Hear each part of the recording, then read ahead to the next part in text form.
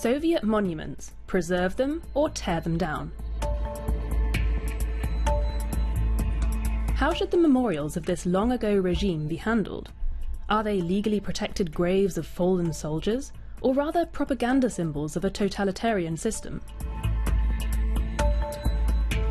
Nearly 35 years after the fall of communism in Eastern Europe, this debate has flared up again, especially in Bulgaria. At the centre of the controversy is the monument of the Soviet army, right in the middle of the capital, Sofia. Whatever ends up happening to the monument, the decision will come much too late. It's a memorial. These aren't just any stones, it's a pantheon. It shouldn't be destroyed under any circumstances. We've proven that this is not a cultural monument, and the authorities have confirmed that it's not a soldier's memorial. Our proposal to turn the monument into a museum would force both extremes to make concessions. More than that, it would fill a void we have here, namely the absence of this kind of museum and the lack of information about the terror regime. From the late 80s, as communism crumbled, the busts of Lenin and other leading Soviet figures started disappearing from public view. Some wound up in storage, others in museums, like here in Bulgaria. But the larger monuments remained mostly untouched. It was only with the Russian full-scale invasion of Ukraine in 2022 that these imposing monuments were hastily dismantled, like here in Riga. But in Bulgaria, opinion is strongly divided on what should be done with the looming communist-era monuments.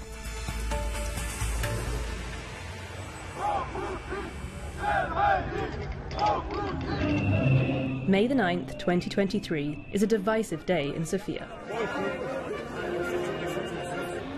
Soviet, Russian, European and Bulgarian flags are seen flying in the Bulgarian capital. Some are here to commemorate the Day of Victory over Nazi Germany.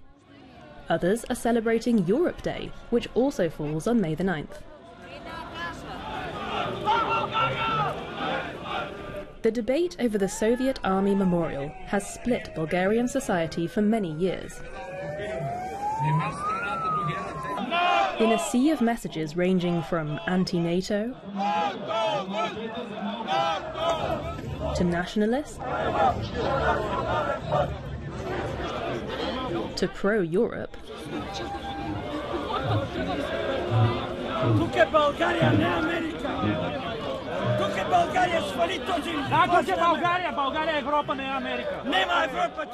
one thing is clear.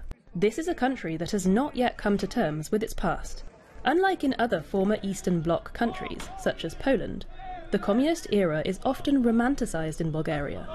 The horrors of that era were barely discussed for a long time, leaving plenty of room for problematic interpretation. An end to the historical vacuum, and an end to this monument. That's what these residents of Sofia want. We've been campaigning for this monument here to be dismantled for more than 10 years. We want the square to be depoliticized because this monument divides us as a society. Because of the monument, we cannot use the square. It doesn't look to the future, but rather serves a criminal propaganda of the past and is the reason for a lot of tension. As early as 1993, the city council decided to dismantle the monument. But since then, various institutions have been passing the buck back and forth to each other, with no one willing to take responsibility.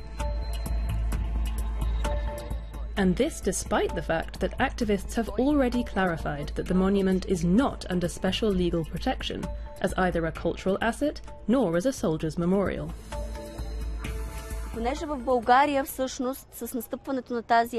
Following the invasion of the Red Army, a communist regime was established in Bulgaria. This monument was created during a time when, in an unfree regime, occupiers called themselves liberators. This is what we wanted to show. Today we see something similar happening in Ukraine. An army simply invades a country and declares itself a liberator when it wins the war. This also happened in Bulgaria at that time. Когато спечели подобна армия, както се случва в България, тя нарича себе си освободителна. At the end of World War II, the Soviet Union was one of the victorious powers over Nazi Germany.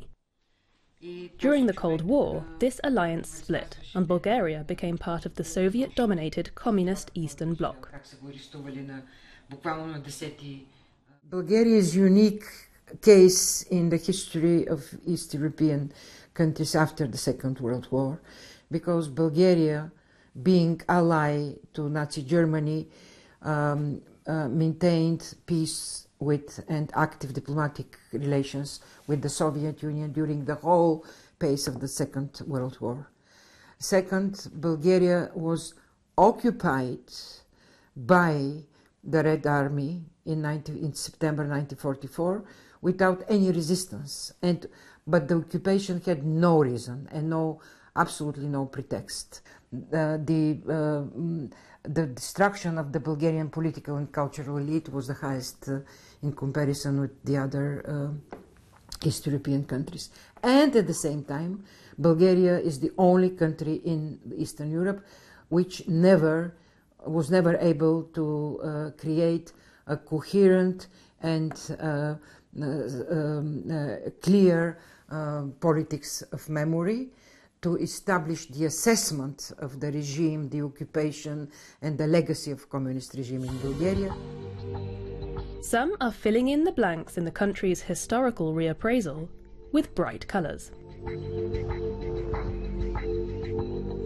In 2011, the anonymous artist group Destructive Creation painted the monument to the Soviet army as superheroes.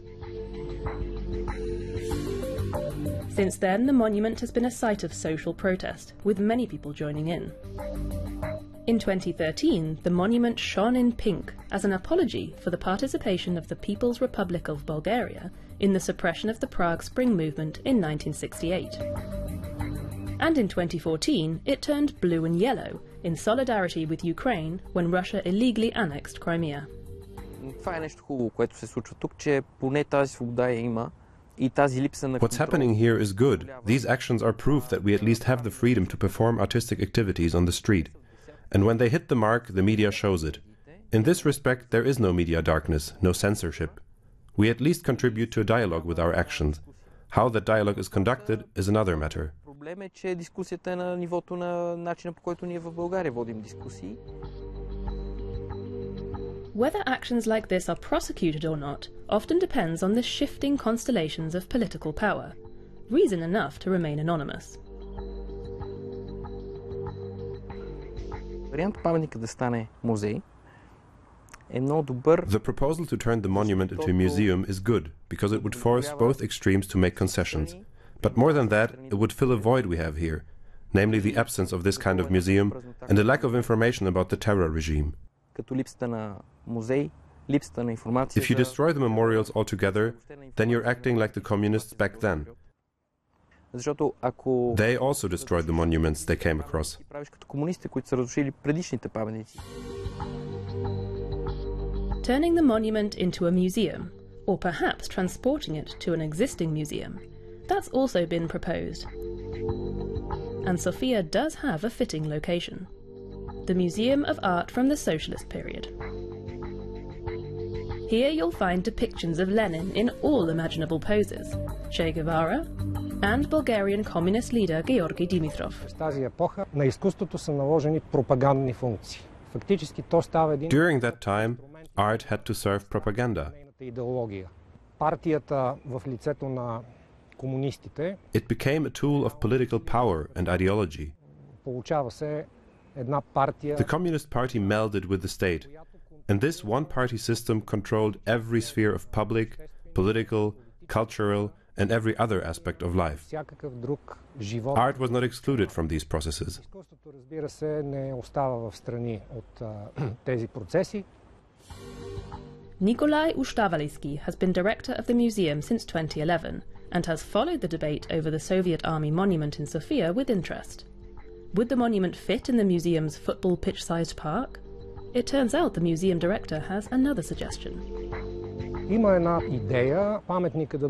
There is the idea of dismantling the monument and removing it to the city of Dimitrievgrad, about 200 or 250 kilometers from Sofia. The interesting aspect there is that this city was founded in the early years of socialism.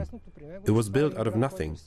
Dimitrievgrad became a symbol of the construction of a new socialist society in Bulgaria. Moving the monument there really isn't an outlandish idea, because Dimitrievgrad itself is a monument to socialism.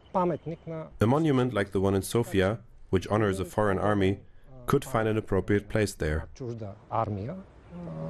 Може би ще си намери така своето място именно там.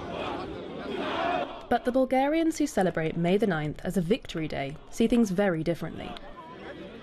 Holding photos of relatives who were killed in the Second World War and Russian flags, the people we spoke to were in agreement.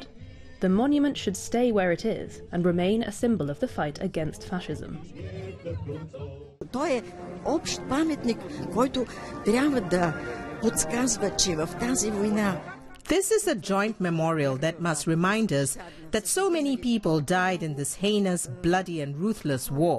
People who never wanted the war. Their memory must be kept alive. And this war is still going on, the war with the West, meaning the war between the United States and Russia. Since then, Russia has been a thorn in the side of those who want to use the enormous resources of Russia for their own gain.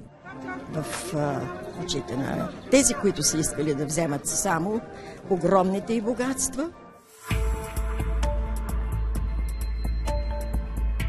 Too little reappraisal, too much disinformation. Putin's propaganda narrative in the current war against Ukraine falls on fertile ground in Bulgaria, a country that has never completely escaped Russian influence. Some 35 years after the end of the old regime, Bulgaria faces an important challenge: confronting and dealing with its past. The Russian war of aggression against Ukraine has brought this debate back into focus. Bulgaria is wrestling with its own identity. The EU and NATO member state has a daunting task ahead.